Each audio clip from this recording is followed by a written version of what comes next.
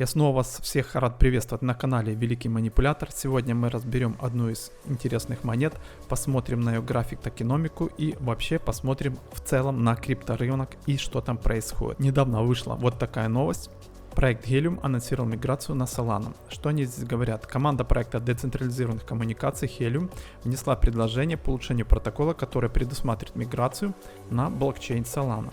Итак, что они здесь еще говорят? В числе других предполагаемых разработчиками улучшений перенос в Oracle учета передачи данных и подтверждения алгоритма консенсуса Proof of Coverage. Решение призвано снизить требования к блокчейну Helium, повысить скорость, надежность сети и позволяет осуществить переход на Solana, ребята. Итак, Helium хочет перейти на блокчейн Solana. Зачем они это делают и что вообще происходит? Также они еще здесь написали в конце, что, напомним, в феврале Helium привлек $200 миллионов при оценке в 1,2 миллиарда, согласно СМИ. Итак, февраль, 200 миллионов, оценочная стоимость проекта 1,2 миллиарда. Итак, ребят, давайте же рассмотрим, что такое за Helium, что он собой представляет. Все буквально сделаем вкратце. Нам самое основное посмотреть на его график и что он нам может дать в будущем. Итак, погнали. Helium. Вот так выглядит их официальный сайт. На этом сайте как раз вы можете все полностью узнать, что такое Helium, для чего он используется, что это за сеть. Если вкратце говорить, это построение сети 5G по всему миру. И на основании того, что вы помогаете также строить эту сеть, вы также можете получать за это их токен и его реализовывать и продавать. Все здесь вкратце, ребята, вам рассказано, и вы можете все посерчить данную информацию и полностью все увидеть. Что здесь интересного сделано, ребята? Если мы зайдем здесь построить точки доступа, и здесь интересно говорится, народная сеть основана на совершенно новой модели стимулирования, которая стала возможна благодаря блокчейну Helium. Что они здесь нам предлагают? Новый вид криптомайнера. Майнинг HNT, это токен Helium, осуществляется путем установки простого устройства в окно вашего офиса. Вот и все. Серьезно? Точки доступа обеспечивают миллионы покрытий беспроводной сети для миллионов устройств вокруг вас с помощью Helium Longfi. И вы получаете вознаграждение в HNT за это. А благодаря инновационной модели Proof of Work, мы называем ее Proof of Coverage, ваша точка доступа потребляет только 5 Вт энергии, ребята. Вот такая у них есть интересная карта. Если мы перейдем сюда, можем увидеть. Итак, где уже используется их 5G интернет. Как мы видим, здесь в основном Соединенные Штаты, также Евросоюз и Европа, немного Дальнего Востока. И практически, ребята, все. Больше практически нигде не установлено точки доступа для данного интернета. То есть для развития есть очень и очень много еще территорий. То есть если вы живете, например, в России, Казахстан, для вас как раз есть такая возможность ставить такие точки доступа и получать за это вознаграждение. Для этого вы должны полностью просерчить данный материал и посмотреть, как вы можете вместе с данным проектом существовать в своей стране. Поэтому, как обычно, переходите на CoinMarketCap, заходите на данный сайт и сразу, ребята, можете перенестись на их сайт и там уже полностью просерчить их информацию. Что нам здесь еще интересно? Ихняя токеномика, ребята. Максимальное предложение ихнее 223 миллиона, это 56%, это довольно уже существенно. И сейчас мы вместе с вами посмотрим, когда же будет полное количество ихних монет находиться в обращении. Для этого мы переходим на сайт Messari. Кто не знает, что это за сайт, вы можете перейти на мое любое видео и там найти. Там у меня везде установлены все полезные ссылки для вас, так что можете здесь просмотреть. Здесь есть Messari, его нажать, и мы переходим на Messari.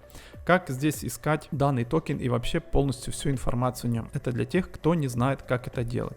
Вы здесь пишете именно Helium, нажимаете, переходите. Так здесь видно, что Helium. Здесь вся полностью информация. У кого есть переводчик, например, у меня MacBook, он хорошо довольно переводит. Сразу переводим на русский язык, и мы здесь полностью имеем все, что нас интересует. И рыночная капитализация и так далее. Здесь для этого мы должны перейти на профиль. И здесь мы имеем инвесторы, токеномика и так далее. Можем перейти на инвесторы. Здесь что мы видим? Alameda Research, AU Capital и так далее. То есть довольно серьезные у них инвесторы. Инвестировали они также достаточно много. Также можем переходить здесь и можем смотреть, что на seed раунде было 2,8 миллиона долларов, серия А 16 миллионов долларов, серия Б 20 миллионов долларов. И как мы недавно посмотрели, что инвестировали вот буквально в феврале около 200 миллионов долларов. Именно полное количество монет 223 миллиона, которых мы видели, ребята, будет находиться в обращении. Это в конце января 2027 года. Поэтому добавление, как мы видим, идет планомерное. Никакого сильного давления на данный токен практически не существует. Почему? Потому что давление может существовать только в том случае, если его накапливают и потом продают очень большими партиями на рынке. Поехали посмотрим на график их. Вот так выглядит график данного проекта. Здесь не вся история, еще немножко вот здесь есть. Я смотрел там на других биржах, но это не существенно. Что нас здесь интересует? Хай его здесь был около 59 долларов. И просели мы довольно, ребята, существенно. Давайте посмотрим уже на данный момент. Это 92%. Это существенная просадка. Ну что самое интересное здесь было? 30 августа как раз вышла новость о том, что они хотят перейти на Solana. Смотрите, что произошло 30 августа. С 30 августа продолжилось падение данного токена. И куда оно пришло? Оно пришло вот такое накопление, как мы видим. Вот данное накопление, которое было вот здесь. То есть данная точка, хороша ли она для того, чтобы здесь покупать данный продукт, данный токен и чтобы получать свои иксы. Для того, чтобы полностью убедиться, что в данной точке можно покупать данный продукт, нам необходим вот такой небольшой флэт. Хотя бы там несколько недель, месяц, а то и лучше 2. Если он произойдет, то можно набирать. Но как мы знаем, что все-таки биткоин еще может провалиться немного ниже. Поэтому если он выйдет за данную точку, ребята, следующее накопление уже будет находиться вот на таком уровне. Итак, это уровень $1.25 примерно и $1.90.